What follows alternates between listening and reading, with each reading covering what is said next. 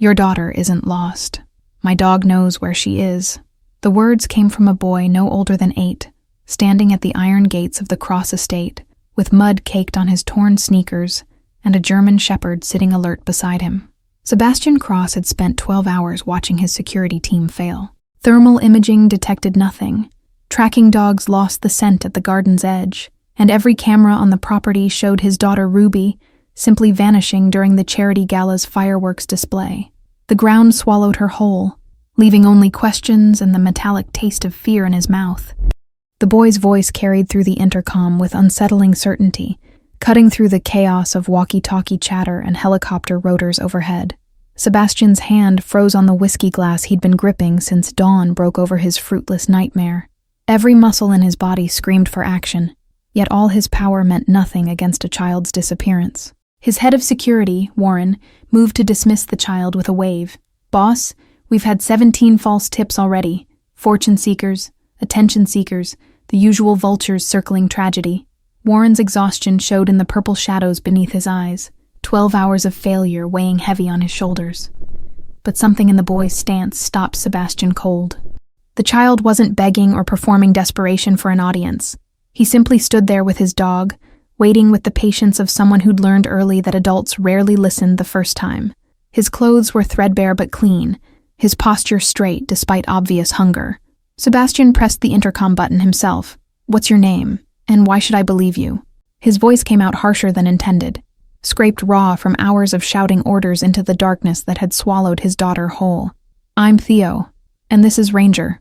The boy's hand rested on the German shepherd's head with practiced gentleness. "We live in the woods past your property.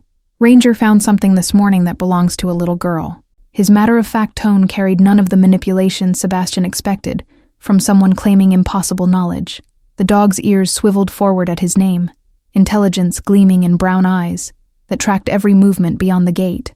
A fresh wound marked his left foreleg, recently cleaned but untreated, the kind of injury that would send most animals whimpering for shelter. Yet Ranger sat perfectly still, focused entirely on the estate beyond the iron bars. Warren stepped closer to Sebastian, lowering his voice. "Sir, this is wasting time we don't have. The FBI arrives in 40 minutes, and they'll want answers about why we're entertaining random children instead of expanding the search radius." Professional concern masked something deeper, the unspoken acknowledgement that after 12 hours, statistics turned brutally against them. Sebastian studied the boy through the security monitor, cataloging details his years in dangerous business taught him to notice. Theo's eyes held no calculation, no performance of grief designed to extract money or favor. Instead, they carried the weight of someone who'd seen adults fail children before and expected nothing different now. "Open the gate." The command left Sebastian's mouth before conscious thought caught up. Warren's protest died at the look on his boss's face, the expression of a man with nothing left to lose and everything riding on instinct.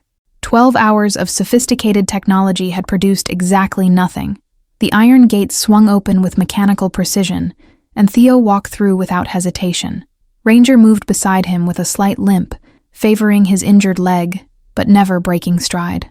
The boy's gaze swept the estate's manicured grounds with the quick assessment of someone who'd learned to map escape routes by reflex. Sebastian met them halfway down the drive, unable to wait inside while Possibility walked toward him on dirty sneakers. Up close, Theo was smaller than he'd appeared on the monitor, sharp cheekbones suggesting missed meals, and a childhood that skipped past softness straight into survival. The boy carried himself like an old soul trapped in a young body. "Show me what Ranger found." Sebastian forced his voice lower, gentler than the desperation clawing at his chest. The early morning sun cast long shadows across the estate, marking the passage of time in a night that refused to end. Every second Ruby remained missing felt like a stone added to the weight crushing his lungs.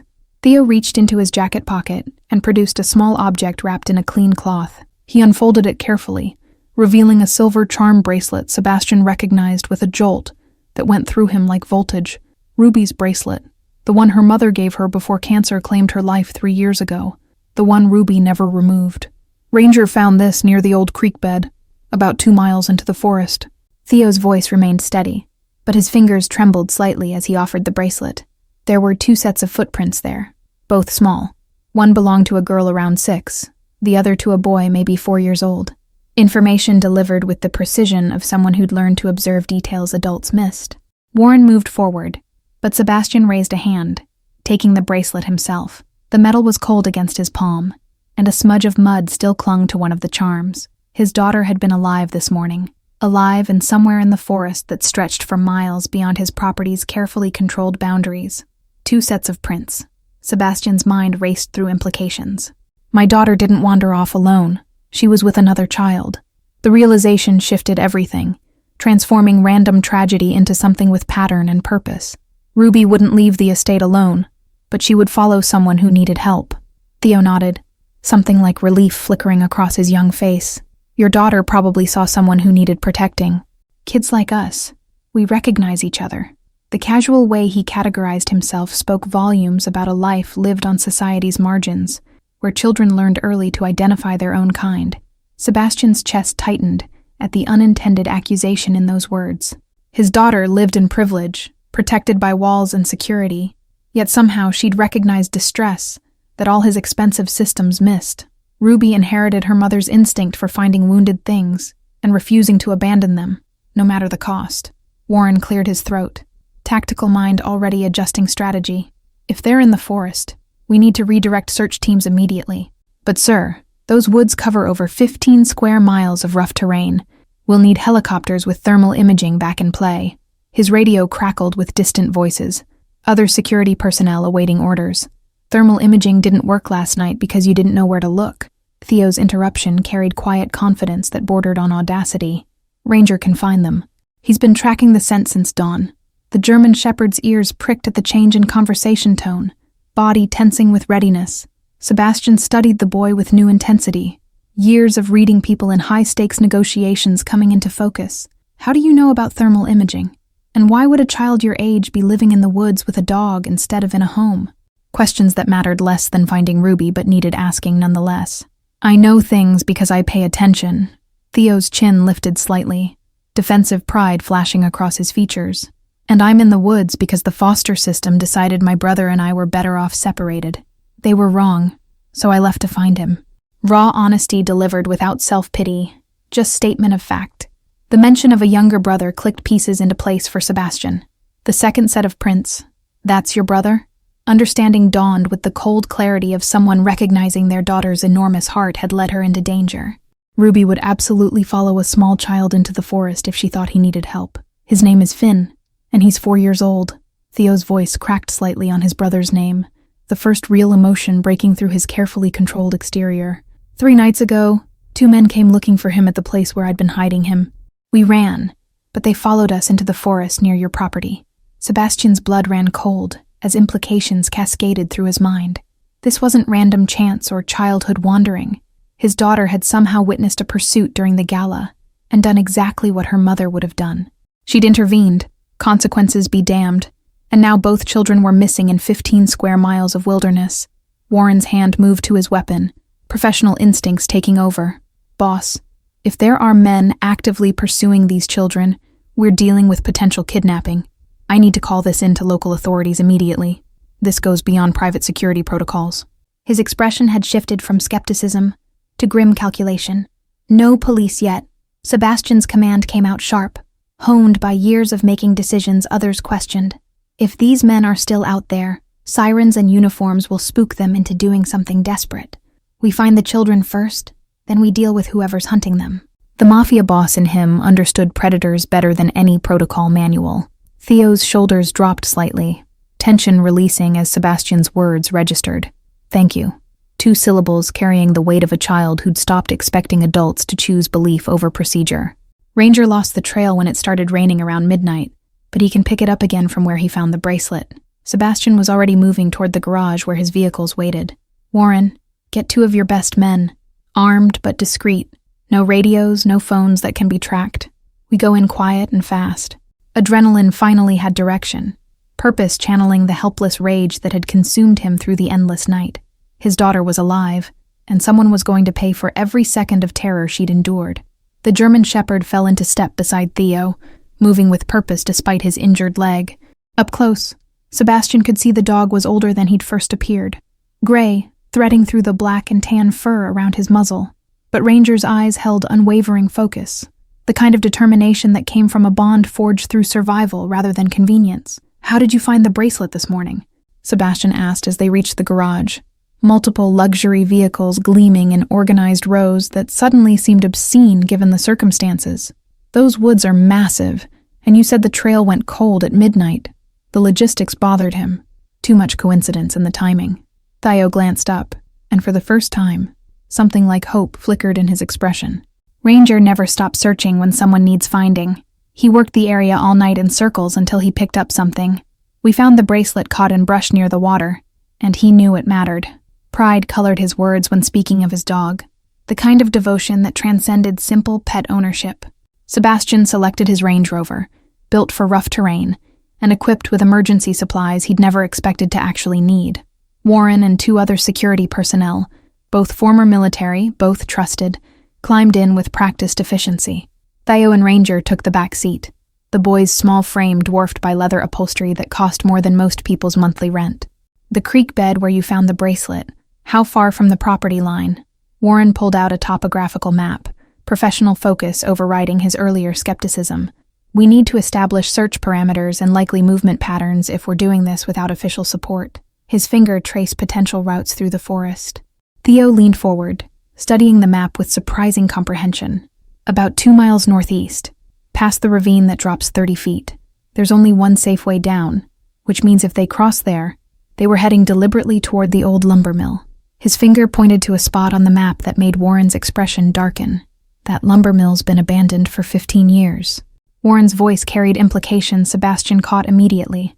"It's also the perfect location for someone who wants to stay hidden. Structure still intact, multiple exit points, surrounded by dense forest that makes approach difficult." The tactical assessment hung heavy in the vehicle's confines. Sebastian's hands tightened on the steering wheel as he navigated the estate's perimeter road toward the forest access point. Dawn had fully broken now, golden light filtering through trees that suddenly seemed less like natural beauty and more like walls of a massive labyrinth hiding his daughter. Every second of driving felt like wasted time, yet rushing blindly would accomplish nothing. "The men who were chasing your brother." Sebastian kept his eyes on the rough path ahead, but his voice demanded answers. "Who are they? And why target a 4-year-old child?" The question carried weight beyond parental concern. It was the tone of someone who'd spent years navigating dangerous people and recognizing threat patterns. Theo's reflection in the rearview mirror showed internal struggle, loyalty warring with necessity. They work for the agency that placed Finn in his last foster home, but they're not there to help him. They're there to make sure he disappears before he can talk about what he saw. Words delivered with the bitter knowledge of a child who'd learned to distrust the systems meant to protect him. Warren exchanged glances with Sebastian, both men reaching the same grim conclusion. Corruption in child services isn't uncommon, but actively hunting a child suggests serious criminal exposure. Warren's military background showed in his clinical assessment. What could a 4-year-old possibly witness that warrants this level of pursuit? His foster father ran an illegal adoption ring, selling children to people who couldn't pass legitimate background checks. Theo's voice dropped to barely above whisper, as if speaking it louder might make the horror more real. "Finn's too young to testify, but he's not too young to be a loose end they want tied up. I got him out 3 weeks ago, and they've been hunting us since." The Range Rover jolted over a particularly rough patch of terrain, throwing everyone forward against seatbelts. Ranger braced himself with practiced ease, never taking his attention from the window, as if memorizing the route for future reference. The dog's injured leg had started bleeding again, dark spots appearing on the vehicle's expensive leather, but he showed no signs of stopping. Sebastian's mind raced through implications and strategy with the cold calculation that built his empire. "When we find them, those men become my problem to solve. But first, we need to reach the children before anyone else does." Authority rang through his words, not a request or suggestion, but a statement of absolute intention backed by resources most people couldn't imagine. They reached the forest access point where maintained paths gave way to wilderness, and Sebastian killed the engine. The sudden silence felt oppressive, broken only by bird song and the distant sound of running water. Theo opened his door immediately, Ranger leaping out despite his injury with the urgency of purpose renewed. "Show me where you found the bracelet." Sebastian emerged from the vehicle, morning air sharp in his lungs as adrenaline and fear combined into something crystalline and focused. Behind him, Warren and the security team moved with quiet efficiency, checking weapons and equipment with the practiced ease of men who'd operated in hostile territory before. Theo and Ranger moved into the forest without hesitation, the boy navigating through underbrush with the confidence of someone who'd made these woods his home. The German shepherd ranged slightly ahead, nose working the ground in methodical sweeps that spoke of training or instinct honed through necessity. His limp was more pronounced now, but determination overrode pain. The forest closed around them within minutes, civilization vanishing as if it had never existed. Sebastian found himself following a child and a wounded dog into terrain where all his money and power meant nothing, where success depended entirely on trust placed in the most unlikely of guides. The irony wasn't lost on him, but desperation had a way of stripping away pretense. Warren moved beside Sebastian, voice low enough not to carry beyond them. "Sir, I need to say this. We're about to enter a situation with unknown hostiles, zero backup, and no communication with outside support. If this goes wrong, there's no cavalry coming." Professional obligation demanded the warning, even as his presence proved he'd made his choice. Then it doesn't go wrong. Sebastian's response carried the absolute certainty of someone who'd built an empire by refusing to accept unacceptable outcomes. "My daughter is out here, and we're bringing her home. Everything else is just obstacles to remove." The mafia boss emerged in his tone, the man who'd climbed to power by doing what others wouldn't. Theo stopped ahead, Ranger's posture shifting from searching to alertness. "This is where I found the bracelet this morning." He pointed to an area near the creek where water rushed over smooth stones, the sound peaceful in direct contrast to the circumstances. Broken branches and disturbed earth told stories to those who knew how to read them. Sebastian knelt beside the spot, studying details with intensity born of desperation mixed with professional assessment. 2 sets of small footprints were still visible in the mud, exactly as Theo described. One slightly larger, one heartbreakingly tiny. The prints headed downstream, toward the ravine Warren had mentioned, toward the abandoned lumber mill and whatever waited there. Ranger's low growl pulled everyone's attention forward, his body tensing as his nose caught something in the air. The German shepherd looked back at Theo once, communication passing between boy and dog that needed no words. Then Ranger started forward again, following a scent invisible to human senses, but apparently clear as highway to his trained nose. Ranger led them deeper into the forest for another 40 minutes, his pace never faltering despite the blood trail marking his path. The terrain grew rougher, forcing them to navigate fallen logs and dense thickets that scratched exposed skin and caught on clothing. Sebastian's expensive suit jacket hung in tatters, but vanity had ceased to exist the moment his daughter disappeared. The ravine appeared suddenly, a 30-foot drop exactly as Theo had described, with a narrow path zigzagging down one side. Recent rainfall had made the descent treacherous, mud slick under their feet as they picked their way down single file. Warren cursed quietly when his boot slipped, catching himself on an exposed root that held just long enough. At the bottom, Ranger paused to drink from the creek, his injured leg trembling with exhaustion. Theo knelt beside him, checking the wound with gentle fingers that suggested medical knowledge far beyond his years. "He needs rest and antibiotics, but he won't stop until we find them." Pride and worry mingled in the boy's voice equally. Sebastian crouched beside them, watching the interaction with new understanding. "You've kept him alive out here for 3 weeks, treating injuries, finding food, staying hidden from people actively hunting you." Statement, not question. Acknowledgement of survival skills most adults never developed. "How old were you when you learned to live like this?" 6. Theo didn't look up from examining Ranger's paw. "First foster home kicked me out for behavioral issues, which meant I cried too much about missing my brother. Spent 4 months on the streets before social services caught me and started the cycle over. Clinical recitation of trauma that should have broken a child but somehow forged steel instead. The lumber mill materialized through the trees like a ghost from industrial past, its weathered structure somehow still standing against decades of neglect. Broken windows gaped like empty eye sockets, and sections of roof had collapsed inward, leaving exposed beams that pointed skyward like skeletal fingers. Nature had begun reclaiming the building, vines threading through cracks and small trees sprouting from what used to be the loading dock. Warren signaled for silence, hand gestures indicating tactical positions his team understood instantly.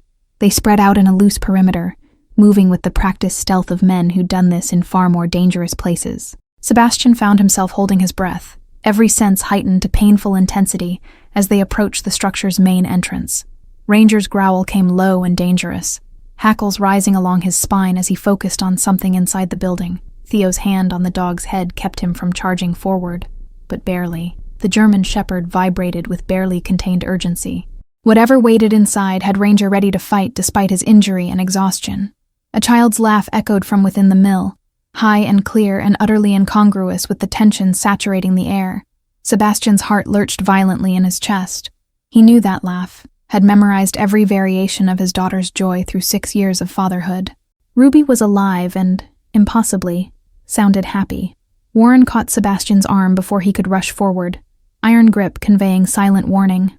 Protocol, boss. We don't know what we're walking into. Professional caution warred with understanding in his expression. He had children too, knew the primal urge to reach them regardless of danger. Let me clear the entrance first. But Theo was already moving, slipping past them with Ranger at his heels before anyone could stop him. The boy moved like smoke through the building's shadows, innate understanding of how to be invisible guiding his steps. Sebastian cursed and followed, adrenaline overriding tactical sense. Warren's muttered profanity trailing behind them as the security team scrambled to maintain formation. The mill's interior was a maze of rotting machinery and collapsed sections, shafts of sunlight piercing through holes in the roof to illuminate floating dust particles. The smell of mold and rust hung thick in the air, mixed with something else, recent human presence, the faint scent of food and unwashed bodies. Someone had been living here, and recently. Another laugh, closer now, followed by a smaller child's giggle that had to be Finn. Sebastian's pulse hammered in his ears as they navigated through the wreckage toward the sound, every instinct screaming at him to run forward while training demanded caution. The contradiction left him moving in a half-crouch, muscles coiled for action but mind forcing patience. They rounded a corner into what used to be the mill's main processing floor, and Sebastian's world narrowed to a single focal point. Ruby sat cross-legged on a relatively clean patch of floor, her party dress from last night torn and dirty, but her face animated as she told a story to a tiny boy curled against her side.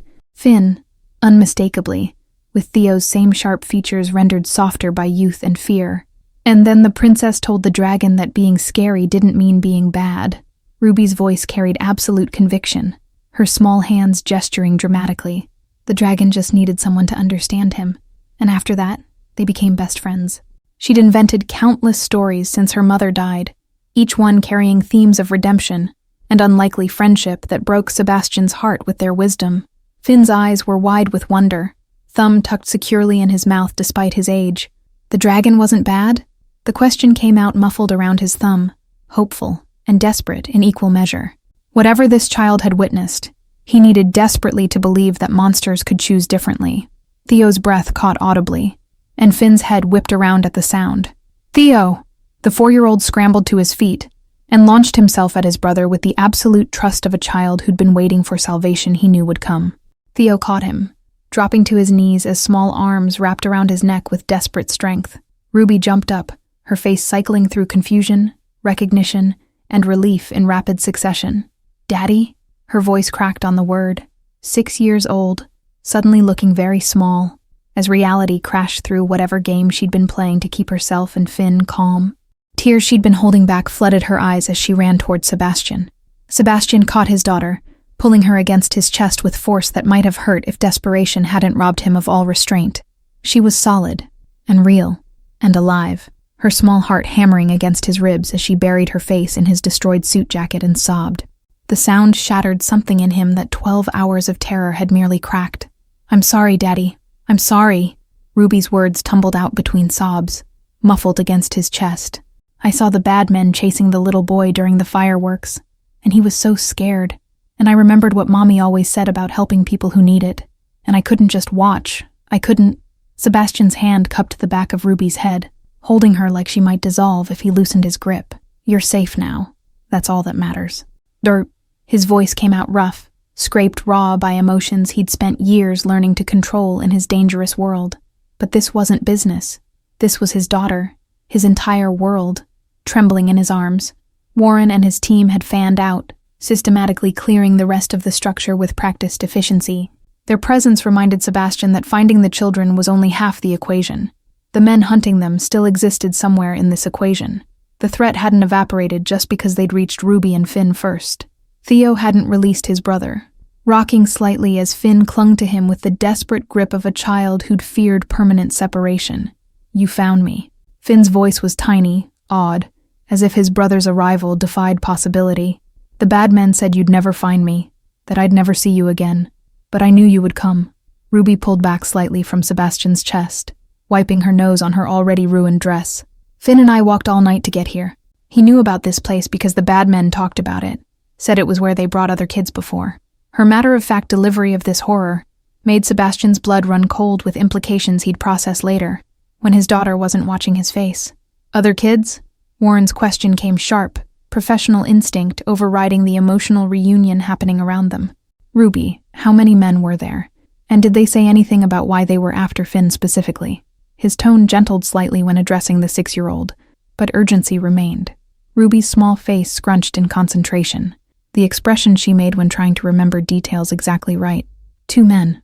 One was really tall with a scar on his neck, and the other one kept coughing.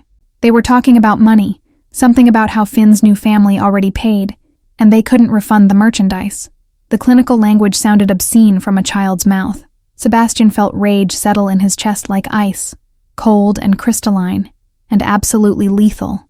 These men had reduced a 4-year-old child to merchandise, spoken about human trafficking within earshot of their victims, and now his daughter had become collateral damage in their operation. Every connection he'd spent years building suddenly had new purpose beyond business. "They left maybe an hour ago," Ruby continued, oblivious to the murder forming behind her father's eyes. "They said they had to check in with their boss, make arrangements for disposal if they couldn't find us soon." Her voice wavered on the last word. Adult implications she didn't fully understand, but sensed were terrible, breaking through her brave facade.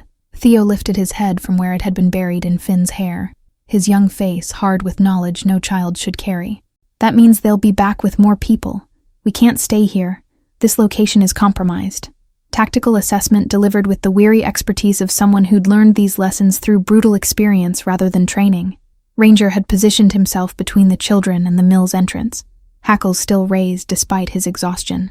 The German shepherd's instincts recognized what humans were still processing. Danger hadn't passed, merely paused, and the respite was temporary. His low growl provided constant reminder that complacency could prove fatal. Warren returned from his sweep, expression grim. "Building's clear now, but there's evidence of recent occupation in the west section. Sleeping bags, food wrappers, and..." He glanced at the children, choosing his words carefully. "Documentation suggesting this is a way station in a larger operation. We found files on at least 8 other children, all under 6 years old." Sebastian's jaw clenched hard enough to ache, but he forced his voice calm when he spoke. "Get photos of everything. Names, dates, any identifying information about the buyers or operators." To Theo and Ruby, he said, "We're leaving now, all of us together. Whatever happens next, you're under my protection." Authority rang through the statement. Not offer, but declaration of immutable fact. Ruby's hand found Theo's free one, creating a chain of connection between all 4 children and the adults surrounding them. "Theo took care of Finn all by himself for weeks." Her voice carried fierce admiration. "And Ranger found me when I got lost trying to remember the way back to your house. He wouldn't let anything hurt us." The dog's ears perked at his name, tail offering one tired wag. Finn finally released his brother enough to look around, taking in Sebastian and the security team with wide, cautious eyes. "Are you good people or bad people?" The question came out with heartbreaking directness, the query of a child who'd learned early that adults came in both varieties, and choosing wrong could prove catastrophic. Theo says good people are really rare. Sebastian knelt to bring himself to Finn's eye level, aware that every word mattered in this moment. "I'm Ruby's father, which means I'm someone who understands how important brothers and sisters are to each other." He glanced at Theo, then back to Finn. "Your brother never stopped looking for you, and he brought me to help. That makes us good people, I think." The 4-year-old studied Sebastian's face with unsettling intensity, processing information through whatever filter trauma had installed in his young mind. Finally, he nodded once, apparently satisfied by some criteria only he understood. "Okay, but Ranger has to come too. He's family." Non-negotiable condition delivered with the absolute certainty of a child stating fundamental law. "Everyone comes." Sebastian stood, scooping Ruby up despite her protests that she could walk. "Warren, we move now. I want this location under surveillance within the hour. When those men come back, I want to know who they are and who they work for." The Mafia boss emerged fully now, cold calculation replacing paternal fear as he shifted from victim to hunter. They moved toward the exit in a protective formation, Warren's team creating a perimeter around the children. Sebastian carried Ruby while Theo walked beside them with Finn on his hip, the older boy's thin arms trembling with the effort. Ranger limped alongside, his presence a constant reassurance to the children, even as his injury worsened with continued exertion. Sunlight hit them as they emerged from the mill's shadows, warm and real and ordinary in a way that felt almost offensive after what they'd discovered inside. The forest stretched around them, beautiful and indifferent to human evil, bird calls continuing their cheerful songs as if children weren't being bought and sold in abandoned buildings beneath the trees. The journey back to the Range Rover took half the time it had taken to reach the mill, urgency overriding caution now that they had the children secure. Sebastian's arms burned with Ruby's weight, but he wouldn't have released her even if she'd asked. Physical contact provided constant confirmation that she was real, alive, returned from the nightmare that had consumed his last 12 hours. Theo kept pace despite carrying Finn, his young body pushed past reasonable limits by necessity and adrenaline. Twice he stumbled on the rough terrain, but each time he caught himself, adjusted his grip on his brother, and continued without complaint. The boy's jaw was set in grim determination that reminded Sebastian of soldiers he'd known, people who refused to acknowledge pain because surrender wasn't an option they could afford. Warren coordinated quietly with his team via hand signals, maintaining tactical awareness even during extraction. His eyes constantly scanned the forest, looking for movement that didn't belong, listening for sounds that suggested pursuit. Professional paranoia earned through years of keeping dangerous people alive in dangerous situations. Instincts Sebastian trusted absolutely because they'd never failed him before. They reached the vehicle without incident, though every second of the climb up from the ravine felt exposed and vulnerable. Sebastian secured Ruby in the back seat, her small hands refusing to release his jacket until he promised he wasn't going anywhere. Theo settled Finn beside her, both younger children gravitating toward each other with the comfort of shared ordeal. Ranger collapsed in the cargo area with an exhausted groan that spoke of reserves fully depleted. Blood had soaked through the makeshift bandage on his leg, and his breathing came labored, but his eyes remained alert, tracking everyone's movements as if standing guard even in exhaustion. The German shepherd had given everything he had to find these children, pushing past injury and fatigue through pure determination. Warren took the driver's seat, while Sebastian remained in back with the children, unable to stomach physical distance from his daughter, even for the practical necessity of navigation. His arm stayed wrapped around Ruby's shoulders, anchoring her to his side as the Range Rover lurched forward over rough terrain. She'd stopped crying but hadn't stopped trembling, small aftershocks of adrenaline crash working through her system. "Daddy?" Ruby's voice came small, hesitant in a way she rarely sounded. "Are you angry with me for leaving?" The question carried weight beyond simple curiosity. It held the fear of a child who'd done what she believed was right, but understood that right actions sometimes carried wrong consequences. Her fingers twisted in his jacket, waiting for judgment. Sebastian's throat tightened painfully, but he forced words through it. "I'm not angry. I'm grateful you're alive, and I'm proud that you saw someone who needed help and chose to be brave." He tilted her chin up gently, making her meet his eyes. "But we need to talk about how being brave doesn't mean doing dangerous things alone. There are ways to help that don't require putting yourself at risk." Theo's expression flickered with something complicated, gratitude mixed with pain, the look of a child who'd never had someone speak to him about bravery as valuable, rather than bravery as foolishness. His arms tightened around Finn, who'd finally fallen asleep against his brother's chest, tiny snores providing counterpoint to the vehicle's rumble. Safety had arrived like anesthesia, allowing unconsciousness trauma had prevented. "What happens to us now?" Theo's question came quiet, but direct, practical concerns reasserting themselves now that immediate danger had passed. "Social services will put Finn back in the system if they find us. They'll separate us again, and next time, I might not be able to get him back." Fear lived in his voice, the terror of powerlessness that came from being small in a system designed by adults. Sebastian met the boy's eyes in the rearview mirror, seeing Ruby's hand slip into Theo's with casual protectiveness.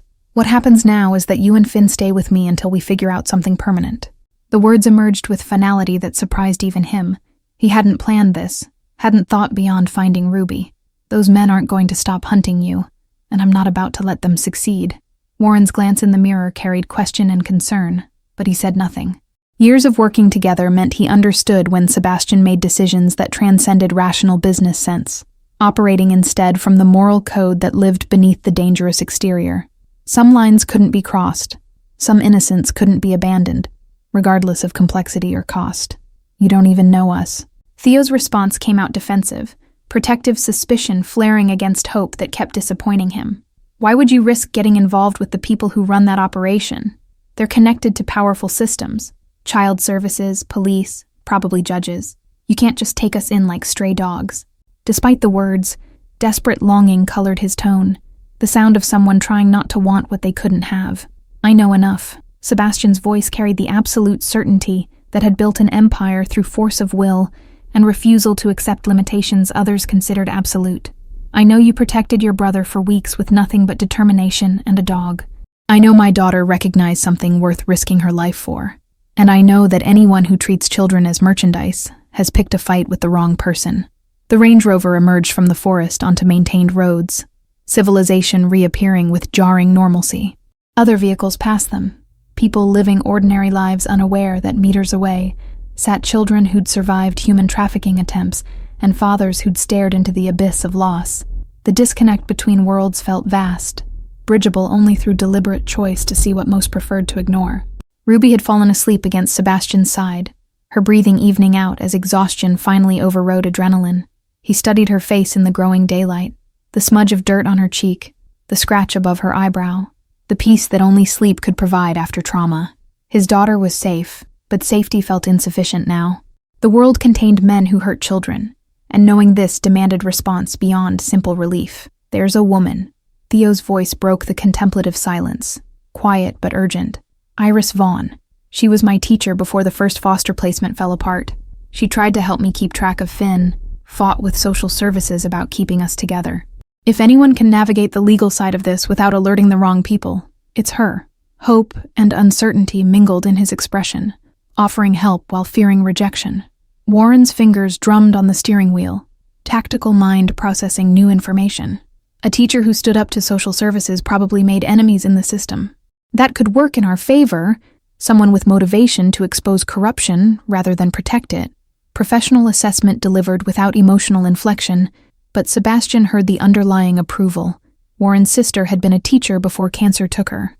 The profession held sacred space in his personal hierarchy. Sebastian considered the implications of bringing another person into this situation, weighing risk against necessity. His instincts with people had kept him alive through years of dangerous negotiations. And something in Theo's voice when he mentioned Iris Vaughn suggested she might be the variable this equation needed. Someone who understood the system from inside, but hadn't been corrupted by it. Someone who'd already proven willingness to fight for these children. When we get back to the estate, you'll call her. Decision made, Sebastian moved forward without second-guessing. Warren, I want background on Iris Vaughn within the hour. Employment history, any disciplinary actions, connections to social services, everything.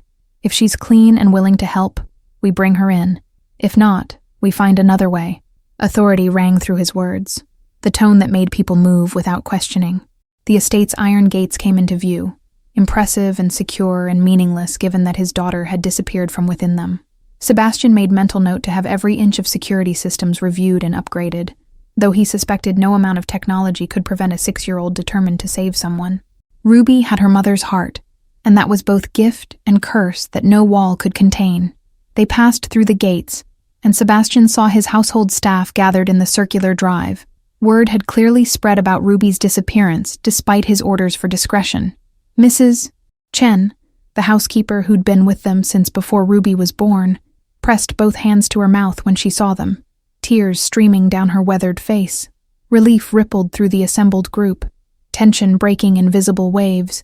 But Sebastian's attention had already moved past immediate relief to larger implications. Somewhere out there, men who trafficked children believed they could operate with impunity. They'd touched his daughter's life, threatened her safety, and that made them his problem in ways they couldn't begin to comprehend. The mafia boss in him understood vengeance, but the father in him understood something more powerful, justice that protected others from experiencing what his family had survived. Mrs. Chen reached the vehicle before Sebastian could fully exit, her hands trembling as she touched Ruby's sleeping face through the open door. Thank God. Thank God. The words came out like prayer, repeated with the fervor of someone who'd spent hours believing the worst. Her eyes moved to Theo and Finn with confusion but no judgment, questions clearly forming but held back by more pressing relief. Sebastian lifted Ruby carefully, her body limp with exhaustion, as she remained unconscious despite the transfer. Mrs. Chen, prepare the East Wing guest rooms, 2 bedrooms connected by the shared bathroom. These children are staying with us. His tone invited no discussion, stating fact rather than requesting accommodation. Years of working together meant she understood when explanations would come later. Theo climbed out slowly, Finn still clinging to him with the grip of a child, terrified that separation meant permanent loss. The boy's eyes widened as he took in the estate's grandeur, manicured gardens, fountain sculpture, windows that caught morning sun and threw back golden light. His expression cycled through awe and discomfort, the look of someone suddenly aware of how profoundly he didn't belong in spaces like this. Warren was already on his phone, barking orders to people Sebastian couldn't hear but trusted implicitly. I want surveillance on that lumber mill within 30 minutes. Thermal cameras, motion sensors, the full package. Anyone approaches that location, I want to know their shoe size before they take 3 steps inside. Professional efficiency barely masked the rage underneath. Warren had daughters too, and what they'd discovered in that mill had violated something fundamental. Sebastian carried Ruby inside, Mrs. Chen leading the way with practiced efficiency that came from decades of managing crisis with grace. Theo followed hesitantly, Finn's face buried against his shoulder as the younger boy tried to make himself smaller in the face of overwhelming opulence.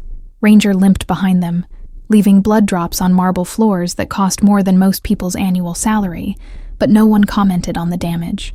The East Wing guest suite was typically reserved for visiting business associates.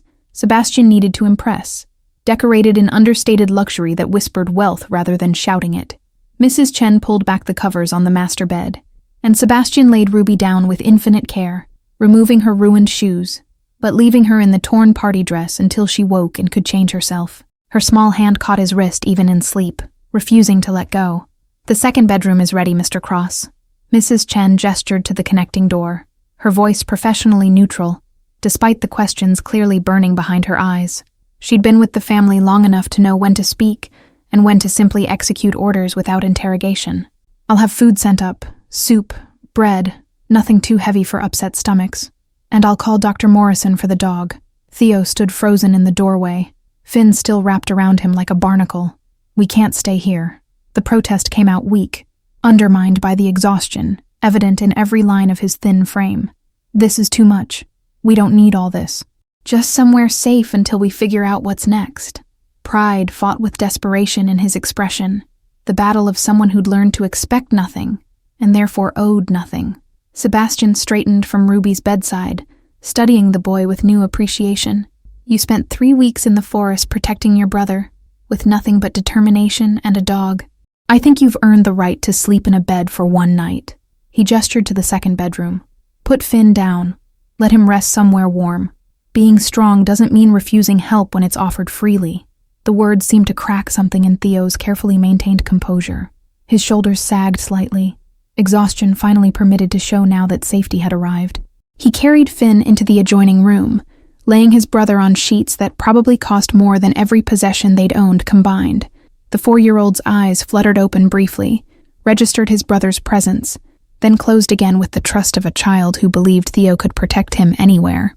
There are clothes in the dresser, probably too big but clean and warm, Mrs. Chen's voice had softened, maternal instincts overriding professional distance. Bathroom is stocked with everything you need. I'll have food up in 10 minutes, and Dr. Morrison should arrive within the hour for Ranger. She paused, then added quietly, You're safe here, child. Mr. Cross doesn't make promises he doesn't keep. Sutter. Theo's eyes met Sebastian's across the space between rooms, searching for deception or ulterior motive, the way abused animals checked for hidden threats. Whatever he found seemed to satisfy some internal test, because he nodded once. Acceptance tentative, but real. Thank you. 2 words that carried the weight of someone unused to speaking them. Gratitude that came hard because kindness had been so rare in his experience. Warren appeared in the hallway, phone still pressed to his ear, but expression grim in a way that made Sebastian's instincts flare with warning. He stepped out of the children's earshot, pulling the door partly closed behind him. What did you find?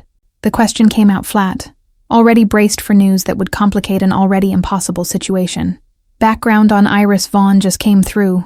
Warren's voice dropped to near whisper, ensuring their conversation remained private. Former elementary school teacher, resigned 4 months ago after filing formal complaints against child services regarding placement irregularities. Her complaints were dismissed as unfounded, but she didn't stop. She's been building a case independently, documenting patterns of children disappearing from the system. Respect colored his tone, the recognition of someone fighting battles others avoided. Sebastian processed this information rapidly, implications cascading through his tactical mind. She's already investigating the same network that's after Finn. That makes her either an invaluable ally or a liability if the wrong people know she's involved. His eyes moved to the door where Theo and his brother rested, calculations shifting to account for new variables. Where is she now? That's the interesting part. Warren's expression shifted to something almost resembling approval. She's been living in her car for the past month after losing her apartment. Apparently standing up to corrupt officials doesn't pay well. Been spending her days at the public library, using their computers to compile evidence she can't afford to store anywhere else. He paused, then added, "She's clean, boss. Genuinely clean. No red flags, no suspicious connections, just a teacher who cared too much to look the other way." The description resonated with something in Sebastian's chest. Recognition of the rare person who chose principle over comfort. Find her. Bring her here. Tell her Theo needs her help. He glanced back at the guest rooms where 3 children slept, protected for the moment, but vulnerable in ways that transcended physical security. And Warren? Make sure she understands this isn't a request from someone who plans to take no for an answer. Warren's slight smile acknowledged the implicit threat and promise in those words. On it. What about the lumber mill surveillance? His fingers were already moving across his phone screen, multitasking with the efficiency of someone who'd learned to juggle crises as routine. Teams in position. But if those traffickers come back, we need a strategy beyond observation. When they come back, not if, we let them. Sebastian's voice carried the cold calculation that had built his reputation in far darker circles than polite society knew existed. I want names, faces, vehicle information, every detail about their operation. Then we use those details to dismantle the entire network from the top down. These people need to understand that touching children carries consequences they can't negotiate their way out of. The sound of Ranger's pained whine drew their attention back to the guest suite. Through the partly open door, Sebastian could see Theo kneeling beside the German shepherd, speaking softly while examining the dog's injured leg with careful fingers. The boy's face was pale with worry, hands gentle despite the urgency in his movements. Whatever connection existed between child and dog ran deeper than simple pet ownership. This was partnership forged through shared survival. Mrs. Chen appeared with a tray of food, navigating past them with practiced grace. Dr. Morrison just called. He's 15 minutes out and bringing surgical supplies in case they're needed. Her eyes lingered on Ranger with professional assessment. That dog's lost a lot of blood. He might need a transfusion if the wound is as bad as it looks from here. No judgment colored her tone, just practical concern for an animal who'd clearly earned respect through action. Sebastian returned to Ruby's bedside, unable to remain away for long, even with Warren handling logistics. His daughter slept on, face peaceful in a way that contradicted the terror of the last 12 hours. He traced the scratch above her eyebrow with one finger, marveling at her courage and cursing it in equal measure. She had her mother's fearless heart, and that gift would give him gray hair before he reached 40. "Daddy?" Ruby's voice came out muzzy with sleep, eyes opening to slits that struggled against exhaustion. "Is Theo okay? And Finn?" Even half-conscious, her first concern was for the boys she'd protected, the children she'd risked everything to help. Pride and fear warred in Sebastian's chest at this evidence of who his daughter was becoming. "They're safe, right in the next room." Sebastian smoothed her hair back from her forehead, gesture automatic from 6 years of comforting nightmares and scraped knees. "Ranger's here too, and a doctor is coming to help him. You did something incredibly brave, Ruby, but now you need to rest and let the adults handle things for a while." Authority and gentleness balanced in his tone, father and protector occupying the same space. Ruby's eyes drifted closed again, but her hand found his and squeezed with surprising strength. "Promise you won't send them away." The words came out slurred with returning sleep, but the urgency beneath them was unmistakable. "Theo doesn't have anybody, Daddy. Nobody but Finn and Ranger. Promise." Child logic that cut through complexity to reach the fundamental truth. These boys had nothing, and she'd recognize that fact instantly. Sebastian's promise caught in his throat, tangled with implications he hadn't fully processed yet. I promise we'll figure something out that keeps them safe. Careful wording that committed to protection without specifying parameters. The negotiator's instinct to maintain flexibility even with his sleeping daughter. Ruby seemed to accept this, her breathing evening out as unconsciousness reclaimed her completely. Dr. Morrison arrived with the efficiency of someone accustomed to Sebastian's emergencies, carrying a veterinary medical kit that looked better stocked than most human hospitals. He was in his 60s, silver-haired and steady-handed, the kind of professional who'd seen enough to remain unflappable. His eyes assessed Ranger from across the room, cataloging injury and exhaustion with clinical precision that missed nothing. That's one tough animal. Morrison knelt beside the German shepherd, hands moving with practiced gentleness as Ranger's eyes tracked him warily. Looks like he's been running on pure determination for hours past when instinct should have shut him down. The leg wound is infected. He'll need antibiotics, probably stitches, and several days of enforced rest. Professional assessment delivered without judgment, just facts requiring action. Theo hovered protectively, torn between trust and suspicion, as a stranger examined his dog. He saved their lives, both of them. Tracked Ruby through miles of forest and stayed between her and danger the whole time. Pride filled his voice, the tone of someone defending family honor. Whatever he needs, whatever it costs, I'll find a way to pay you back. Desperate promise from a child with no resources but infinite determination. Morrison's weathered face softened slightly, and he glanced at Sebastian before responding. Son, I've been Mr. Cross's veterinarian for 15 years. Any animal that protected his daughter gets the best care available. No questions asked and no payment required. He returned attention to Ranger's wound, cleaning it with practiced efficiency. This is going to hurt him, and he might snap reflexively. Can you hold his head and keep him calm? Theo dropped immediately to his knees, cradling Ranger's massive head in his lap, while speaking in low, steady tones. The German shepherd's eyes fixed on the boy's face, trust overriding pain instinct as Morrison worked. The bond between them was palpable, forged through weeks of mutual dependence in circumstances that would break most adults, let alone a child barely 8 years old. Warren reappeared in the doorway, making eye contact with Sebastian and jerking his head toward the hallway. We need to talk. Now. Urgency underscored the words, the tone Warren used when situations evolved in ways that demanded immediate decision-making. Sebastian excused himself quietly, following his security chief down the corridor and away from potential eavesdroppers. Iris Vaughn is here. Warren's announcement came without preamble. She was still at the library when my team located her, and she came without hesitation when they mentioned Theo's name. But boss, there's a complication. She's not alone. His expression suggested this complication carried weight beyond simple inconvenience. She brought copies of her entire investigation, 3 months of compiled evidence about the trafficking network. If this information fell into the wrong hands, then we make sure it doesn't. Sebastian cut off the concern with practiced authority. Where is she now? His mind was already racing ahead, calculating how to integrate this new variable into a situation that grew more complex by the hour. A teacher with evidence against corrupt officials could be either salvation or disaster, depending on how carefully they navigated the next steps. Main library, waiting room. Warren gestured toward the estate's front section. She looks like she's been living rough, probably accurate given the car situation you mentioned.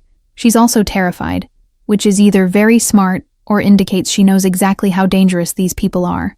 Professional assessment delivered clinically, but Sebastian heard the underlying question about whether bringing her inside increased risk. Sebastian made the decision instantly, operating on instincts honed through years of high-stakes negotiations. Bring her to my study. Make sure she understands this conversation stays confidential, but don't threaten her. She's been threatened enough by people who should have protected her. He paused, then added, And Warren? Have Mrs. Chen prepare another guest room. Something tells me Ms. Vaughn could use a safe place to sleep as much as Theo and Finn could. The study was Sebastian's domain, dark wood paneling, leather furniture, floor-to-ceiling bookshelves that held volumes actually read rather than displayed for show. He poured himself 2 fingers of whiskey, then reconsidered and made it 3. The day had earned alcohol, even if drinking it before noon suggested problems he didn't have time to examine. His hands were steady as he lifted the glass, muscle memory from years of maintaining composure through worse situations. Iris Vaughn entered the study with the hesitation of someone expecting ambush, her posture defensive despite Warren's presumably reassuring escort. She was younger than Sebastian expected, maybe 30, with dark hair pulled into a practical ponytail and clothes that had seen too many wears between washes. But her eyes held fierce intelligence and something else, the kind of anger that came from witnessing injustice and refusing to accept it as inevitable. "Ms. Vaughn." Sebastian didn't rise, letting her come to him in a subtle assertion of control that established dynamic without overt intimidation. "Warren tells me you've been investigating the same people who've been hunting Theo and his brother. That makes you either remarkably brave or dangerously foolish, and I'm genuinely uncertain which." Direct approach, no social niceties, cutting straight to the core of why they were both standing in this room. Iris's chin lifted, defensive pride flaring despite obvious exhaustion and fear. "With respect, Mr. Cross, I've spent 4 months documenting systematic corruption that's resulted in at least 15 children disappearing from the foster care system. Calling me foolish suggests you don't understand what's at stake here." Her voice carried the sharp edge of someone who'd been dismissed too many times by people who should have listened. "Theo contacted me this morning saying he'd found his brother and needed help. I came because I owe him that much after failing to keep them together the first time." The raw honesty in her response shifted Sebastian's assessment slightly. "You didn't fail. A corrupt system failed. There's a difference." He gestured to the chair across from his desk. Invitation rather than command. "Sit. Tell me everything you know about the network operating out of that lumber mill, and then we'll discuss how to use your evidence without getting you killed in the process." Iris remained standing for a moment, evaluating him with the same careful scrutiny he'd applied to her. Whatever internal calculation she performed seemed to reach favorable conclusion, because she finally sat, shoulders relaxing fractionally, as if standing had required energy she could no longer spare. "The network is bigger than anyone realizes. It involves at least 3 social workers, 2 judges, and a private adoption attorney who specializes in international placements." She pulled a flash drive from her pocket, placing it on the desk between them like a chess piece being moved into strategic position. "International placements." Sebastian's voice went flat, implications clicking into place with sickening clarity. "They're not just moving kids between foster homes. They're trafficking them across borders to buyers who've been rejected by legitimate adoption agencies." The scope of the operation expanded in his mind, tentacles reaching further than he'd initially estimated. These weren't small-time opportunists. This was organized crime with institutional protection. Iris nodded, exhaustion and vindication mixing in her expression. Finn witnessed a placement meeting at his last foster home, saw money exchange hands, heard his foster father discussing another child who'd been successfully delivered to a family in Eastern Europe. He's 4 years old and couldn't articulate what he saw, but he knew it was wrong. Her hands clenched in her lap, knuckles white with suppressed rage. The social worker who placed him there knew exactly what kind of home it was, and when I tried to report it, suddenly my complaints about unrelated cases started getting dismissed as conspiracy theories. Sebastian's mind cataloged this information with the cold precision of someone building a case for destruction. "How many people have seen your evidence?" The question carried weight beyond simple curiosity. Operational security mattered when dealing with enemies embedded in systems designed to protect them. If the wrong person knew what Iris had compiled, her life expectancy became measured in hours rather than days. Just me and my former principal, who helped me access school records showing pattern of children being removed from her school and never appearing in any other district's enrollment. Iris's voice steadied as she shifted into professional mode, teacher's precision replacing emotional exhaustion. "I've been compiling everything digitally and storing copies in 3 separate cloud accounts under fake names. If something happens to me, instructions exist for releasing everything to media outlets simultaneously." The dead man's switch impressed Sebastian more than he'd expected. "You've been preparing for the possibility they'll come after you directly." Statement, not question. Recognition of strategic thinking most civilians never developed. That level of paranoia suggests you've already had close calls. His eyes narrowed, studying her face confirms his suspicion had hit accurate. Iris's slight flinch confirmed it. 2 weeks ago, someone tried to run me off the road during my morning commute. 3 days after that, my apartment caught fire under suspicious circumstances. Investigators ruled it accidental, but the timing was remarkable. Clinical recitation of attempted murder delivered with the flatness of someone who'd processed terror and arrived at grim acceptance. I've been sleeping in my car and moving locations every night since then. which probably seems paranoid, except they really are trying to stop me. It's not paranoia if they're actually trying to kill you. Sebastian's dry observation broke some of the tension, and Iris's mouth twitched in what might have been a smile under different circumstances. You'll stay here until we've neutralized the threat. Non-negotiable. Authority rang through his words, the tone that had built an empire by refusing to accept unacceptable outcomes. Warren will assign you personal security, and will coordinate with my attorneys to determine how best to leverage your evidence without exposing you to additional risk. Iris opened her mouth, likely to protest the imposition, then seemed to reconsider, as reality trumped pride. I need to see Theo first. He called me because he trusts me, and I won't have him thinking I'm here for any reason except helping him and Finn. Firm boundary despite her precarious position, the teacher's instinct to prioritize her students' emotional well-being over her own safety. The principle behind it reminded Sebastian uncomfortably of his daughter's decision to help Finn despite obvious danger. He's upstairs with his brother and the dog who tracked down my daughter. Sebastian stood, finishing his whiskey in one smooth motion. All three of them are exhausted, traumatized, and in desperate need of someone who represents safety rather than threat. Your presence might be the first piece of good news Theo's received in months. He moved toward the door, then paused. Fair warning. My daughter has decided they're staying permanently. 6-year-olds aren't known for nuanced understanding of social services protocols or legal guardianship requirements. The walk to the guest wing felt longer than it should, weight of accumulated decisions pressing down with each step. Sebastian found himself questioning choices made in the heat of crisis, promising protection to children he barely knew, involving a teacher whose investigation could draw dangerous attention, dismantling his carefully controlled life because his daughter's enormous heart had collided with others' cruelty. But then he remembered Ruby's face when he'd found her in that lumber mill, the fierce protectiveness as she'd guarded Finn, and doubt evaporated.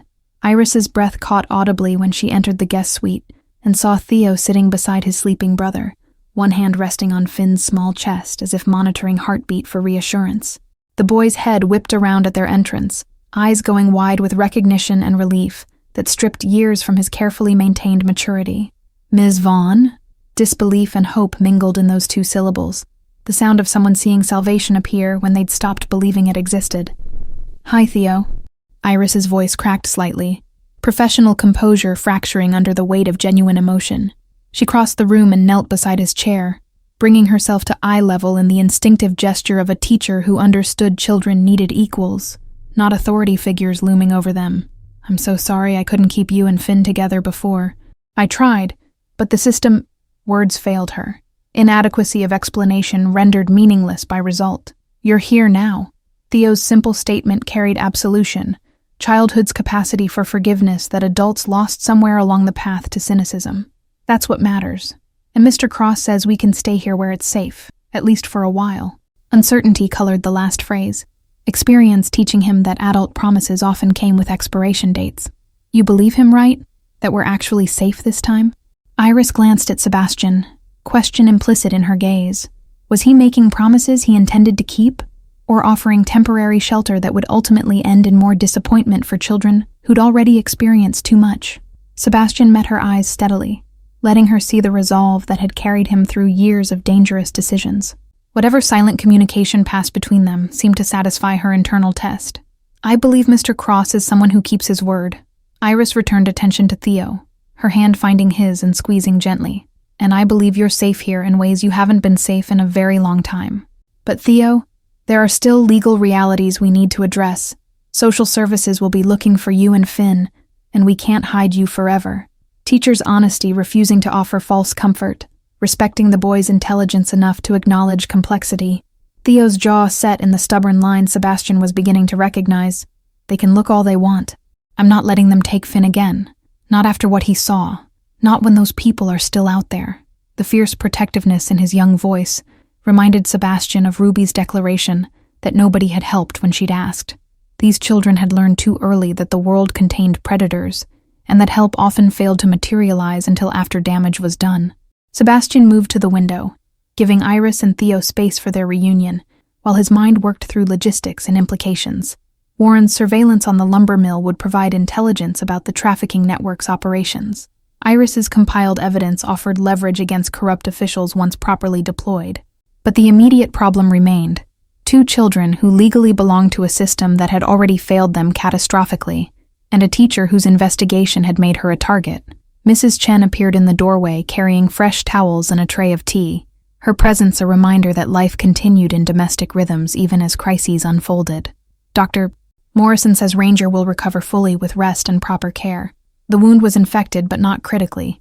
He'll need antibiotics for 10 days and no strenuous activity for at least 2 weeks. Her report delivered with the calm efficiency that made her irreplaceable. He's sleeping now, and I've set up a bed for him in the corner where he can remain with the children. Finn stirred at the sound of voices, small face scrunching, before eyes opened to survey the room with cautious awareness. His gaze found Theo first, anchor point, safety confirmation, then moved to Iris with dawning recognition. Miss Iris? The name came out slurred with sleep and hope, as if he couldn't quite believe she was real. Did you come to take us home? The question hung in the air, loaded with implications about what home meant to a child who'd been moved repeatedly between temporary placements. Iris's expression cycled through pain and determination, before settling into gentle resolve. I came to make sure you and Theo are safe, and Mr. Cross has kindly offered to let you stay here while we figure out what comes next. In careful wording that promised nothing she couldn't deliver. Honesty that children deserved even when truth was complicated. Ruby's voice carried from the adjoining bedroom, groggy but insistent. Daddy? I heard voices. Are Theo and Finn still here? The question held anxiety that suggested she'd feared they'd disappeared while she slept. Nightmare logistics of adult decisions removing the boys she'd risked everything to protect. Sebastian moved to her doorway, finding his daughter sitting up in bed with hair wild and eyes still heavy with exhaustion. They're right here, and they're not going anywhere. Sebastian's promise emerged before conscious thought could temper it, parental instinct overriding caution. He saw Iris's eyes widen slightly at the declaration, understood she was cataloging the legal impossibility of what he'd just committed to. But some promises transcended legality, existing in the realm of moral obligation that superseded paperwork and protocol. The next hours blurred into domestic chaos as the household adjusted to sudden occupants. Mrs. Chen produced children's clothing from sources Sebastian didn't question, outfitting Theo and Finn in clothes that actually fit, despite the estate rarely hosting children beyond Ruby. Dr. Morrison departed with instructions for Ranger's care and a promise to return for follow-up examination. Warren coordinated security details and surveillance reports from his makeshift command post in the estate's security office. Iris found herself installed in a guest room down the hall from the children, her meager possessions from the car looking lost in the suite's opulent space. Sebastian observed her careful movements through the estate, the way she touched nothing unnecessarily as if afraid to leave evidence of occupation. Years of living on society's margins had taught her to maintain minimal footprint, to expect displacement at any moment, and prepare accordingly. Dinner that evening was an awkward affair. 5 people gathered around a table designed for 12, relationships undefined and futures uncertain.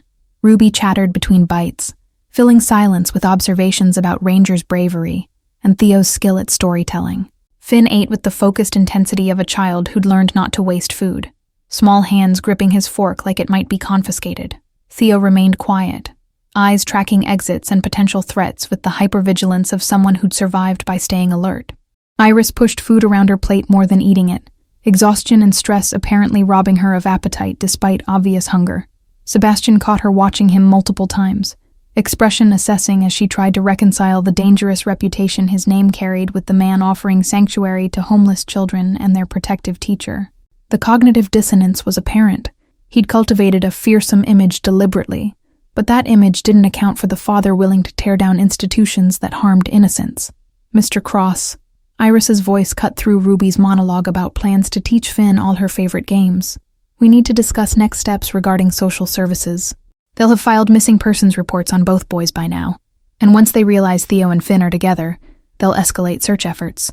Professional concern delivered quietly but urgently, teachers' practicality refusing to let emotion override reality's demands. Sebastian set down his fork, meeting her gaze with the cold calculation that had built his empire. Then we make sure that when they escalate, they find exactly what we want them to find. Evidence so damning that protecting their corruption becomes impossible. His voice carried absolute certainty, the tone of someone who dismantled more powerful enemies than corrupt social workers. Your investigation provides foundation. My resources provide amplification. Together, We ensure these children never return to a system that traffics them like merchandise." The silence following his declaration felt heavy with implication. Iris's eyes widened slightly as she processed what he was proposing, not working within the system, but rather burning it down and rebuilding from ashes. Theo's attention had sharpened, hope and fear warring in his young face, as he recognized the magnitude of what Sebastian suggested. Even Ruby seemed to sense the gravity, her usual cheerful chatter dying as she looked between the adults with dawning awareness. "That's incredibly dangerous." Iris's protest came out weak, undermined by the desperate hope creeping into her expression. "These people have already tried to kill me, and that was before I had powerful allies. If we move against them openly, with evidence and resources, they'll respond with everything they have." Professional caution warred with the barely suppressed rage of someone who'd watched children suffer while institutions looked away. "Let them." Sebastian's response carried the weight of absolute conviction, years of operating in dangerous spaces lending authority to the threat. "I've spent my career dealing with people who thought power made them untouchable. These traffickers are about to learn what happens when they threaten someone under my protection."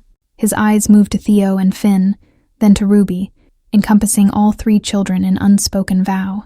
"They touched my daughter's life. That makes this personal in ways they can't possibly comprehend." Warren entered the dining room, expression grim in a way that suggested surveillance had produced results. "Boss, we've got movement at the lumber mill. 2 vehicles, 5 men total, and they're setting up to wait for someone. Looks like they're expecting the children to return." Professional assessment delivered clinically, but Sebastian heard the underlying question about how they'd proceed with this intelligence. Sebastian stood, napkin dropping to his plate with finality. "Then we give them what they're waiting for, just not in the way they expect." He looked at Iris, seeing the teacher wrestling with implications of what came next. "This is the moment where you decide whether you're willing to cross lines that can't be uncrossed. Those men down there traffic children. My methods for dealing with them won't be gentle, and they won't be entirely legal." Honesty she deserved before being pulled deeper into his world. Iris's hands clenched on the table, knuckles white with tension, as internal battle played out across her features. Finally, she met his eyes with resolve that suggested she'd reached decision. "I've spent 4 months compiling evidence while children continued to disappear. Documentation and proper channels failed because the system protects its own." Her voice steadied, teacher transforming into something harder. "If your methods actually stop them, then I'm willing to live with the consequences of crossing those lines." Sebastian nodded once, acknowledgement of her choice and acceptance of responsibility it carried. "Then here's what happens next. Warren's team monitors the lumber mill until those men reveal connection to their broader network. We use your evidence to identify every corrupt official involved. Then we systematically dismantle the operation from multiple directions simultaneously. Legal pressure where it works, other methods where it doesn't." Strategy delivered with the calm precision of someone who'd orchestrated more complex operations than this. 6 months later, the estate's gardens bloomed with spring flowers that Ruby insisted on showing to anyone who would listen. The legal battles had been brutal. Exposing corruption required navigating carefully between what could be proven in court and what required more creative solutions. 3 social workers faced federal trafficking charges. 2 judges had resigned under pressure from investigations Sebastian's attorneys initiated. The private adoption attorney was awaiting trial on 15 counts of child endangerment and fraud. Theo and Finn's legal status had been resolved through an arrangement Sebastian's lawyers structured with surgical precision. Iris became their legal foster parent, with Sebastian providing financial support and housing. The solution satisfied bureaucratic requirements while ensuring the boys remained in an environment where safety wasn't conditional or temporary. Ranger had recovered fully, his presence now permanent fixture in the estate's east wing. Ruby's friendship with the boys had deepened into the kind of bond that transcended circumstance, built on shared trauma, transformed into trust. She'd appointed herself Finn's primary teacher for everything from reading to proper tea party etiquette, approaching the task with her mother's patient determination. Theo had slowly relaxed into childhood he'd been denied, learning that safety could be sustained rather than temporary. Iris had bloomed in unexpected ways, the teacher's careful reserve giving way to dry humor and fierce protectiveness that matched Sebastian's own. The connection between them had grown from mutual respect into something neither had planned, but both seemed willing to explore carefully. She'd returned to teaching, but now at a private school on the estate grounds that Sebastian had established for Ruby, Theo, Finn, and other children whose situations required special consideration. The trafficking network's dismantlement had been thorough and permanent. Some arrests came through legal channels, evidence Iris compiled finally reaching uncorrupted officials with power to act. Other key players in the operation simply disappeared, their absence noted, but never fully explained.